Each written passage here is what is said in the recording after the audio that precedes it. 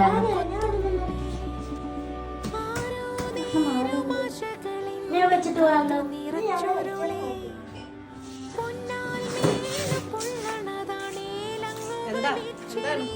ഞാൻ കുളിക്കാൻ പോയപ്പോ ഇവിടെ വെച്ചത് ഇപ്പൊ കാണുന്നില്ലല്ലോ. ഓർത്ത് നോക്കി ഇവിടെ തന്നെയാണോ വെച്ചേന്ന്? വാലൂർ നടക്കുമായിരുന്നോ? അതിലൊന്നും പറഞ്ഞിട്ടൊന്നുമില്ല.